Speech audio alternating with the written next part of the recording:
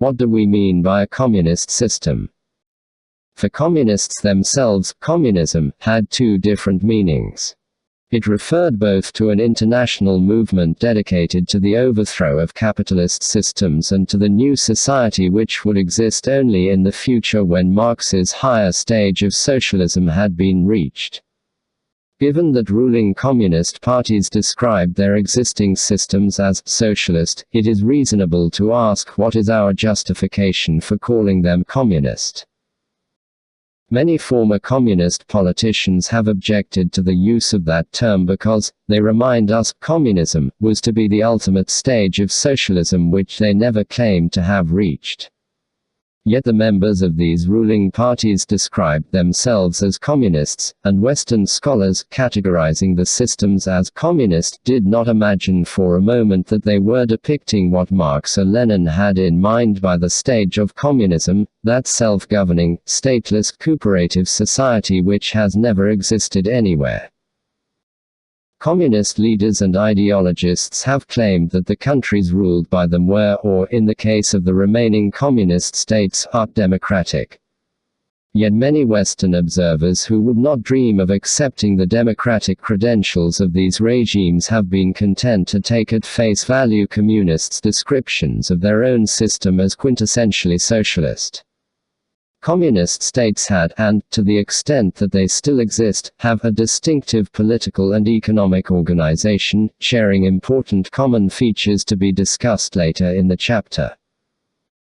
The main problem with calling them socialist is that this term has embraced a far wider range of political parties, movements and governments than those which accepted Marxist-Leninist ideology.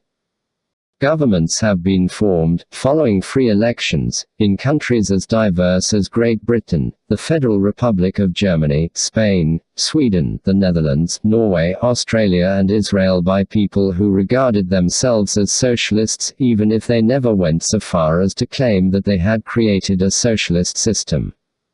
Indeed, in recent decades social democratic parties have moved away from the idea that a radically different socio-economic system bearing the name of socialism will ever be created. Long characterized by the evolutionary nature of their aims, these parties have become increasingly content to pursue greater social justice within an essentially market economy in which public ownership has been very much the exception rather than the rule. Moreover, even before the most recent evolution of social democratic parties, many socialist theorists saw the essence of socialism not in centralized, statist ownership but in social or public ownership which could be in the form of cooperatives, guilds, or municipal control as well as of or as an alternative to nationalized industries. They saw these as inextricably linked with democratic institutions. Point 4. A British political theorist, Michael Lesnoff, writing during the heyday of communism, defined socialism succinctly as democratic control of the economy. On that basis, he had no difficulty in reaching the much more unorthodox conclusion that not only were capitalism and socialism conceptually compatible rather than irreconcilable opposites, but also that states such as the USA and Britain are undoubtedly more socialist than the USSR or the People's Republic of China. They were certainly more democratic, and if democratic control of the economy is to be the main criterion of socialism, Lesnoff's conclusion may be paradoxical, but it is not illogical. In political practice, continuing globalization of the economy has put stricter limits on democratic control over the economy in any one state. That is one major reason why socialists, in the non-communist sense, have had to modify and adapt some of the former goals, although the global financial crisis of 2008 reinforced Social Democrats' long-standing belief that unfettered capitalism was neither the only nor the best non-communist answer to the world's problems. In contrast with the activities and aspirations of democratic socialist parties, communist parties, in most states which came under communist rule, were very ready to impose that form of government on the society. In at least half of all cases, this was a result of foreign support usually, but not always, Soviet, backed by armed force, for the local communist takeover. The parties certainly could not rely on coming to power through free elections. Communists throughout most of Europe were far less successful electorally in gaining working-class support than were socialist parties which accepted the values of pluralist democracy. Indeed, in the Western world in the 20th century, socialism did not generally mean the body of doctrine and the political practices associated with communist parties. Socialists and communists could be temporary allies, but they were separated by fundamental differences concerning the relationship between means and ends. Thus, for example, in its annual report of 1933, the highest body of the British trade union movement, the Trade Union Council, scoffed at the communist claim that in capitalist states there was no freedom worth defending, observing, "The state has not yet the authority to shoot citizens without trial. Nor do people disappear at the hands of a secret police, nor is criticism of the government a crime. The institutions of free citizenship and the organizations of democracy are our strongest safeguards." Although socialists of a social democratic type sometimes found themselves on the same side as the communists, in opposing fascism, for instance, during the Comintern's Popular Front phase and during the Second World War, in general there was a struggle within trade unions and the political wings between communists and non-communist socialists.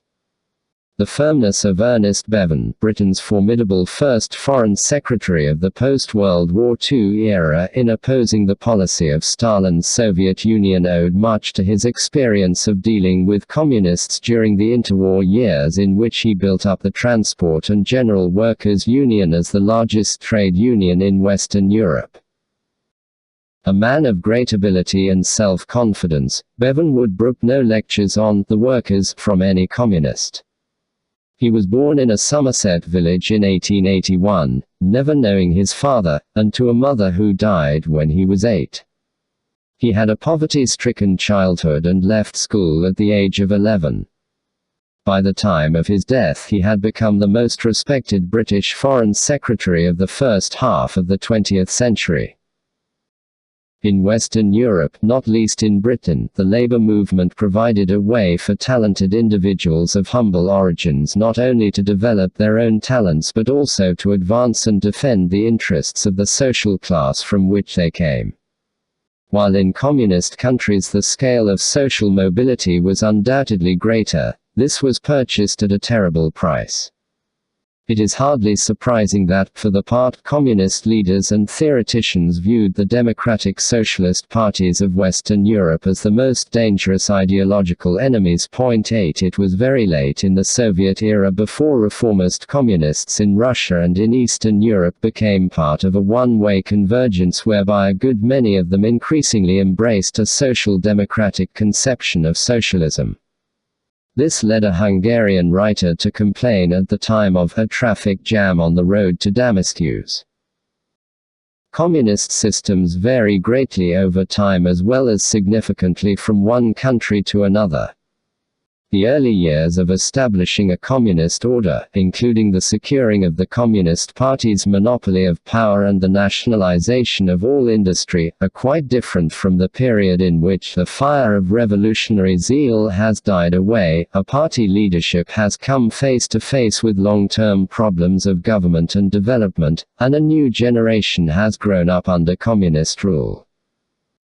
The differences between one communist system and another had by the 1960s become sufficiently great that towards the end of that decade the American political scientist John H.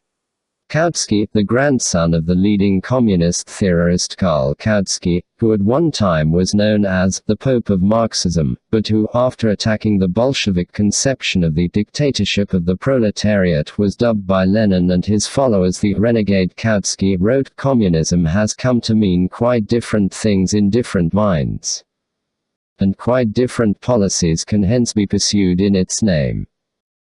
As a descriptive, analytical category, communism has thus become useless, that is, it is no longer meaningful to describe a particular individual, movement, organization, system, or ideology as communist.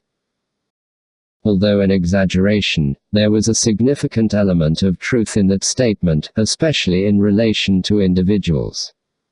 A point I made in the introduction bears repetition. To be told that a person was a communist, meaning a member of a communist party, could convey surprisingly little about the person's basic beliefs and values. Even at the stage of a communist seizure of power, there were revolutionaries who joined the party with a burning desire to construct a just and harmonious society, and others whose primary goal was to wreak vengeance on the class enemies and who were more interested in destroying than building. Within an established communist system, the differences became much wider. To make only the most obvious distinction, many people with little or no interest in Marxism-Leninism opted to join the Communist Party to advance their careers, while others took the official doctrine seriously. The former could be closet social democrats or liberals, even monarchists or fascists.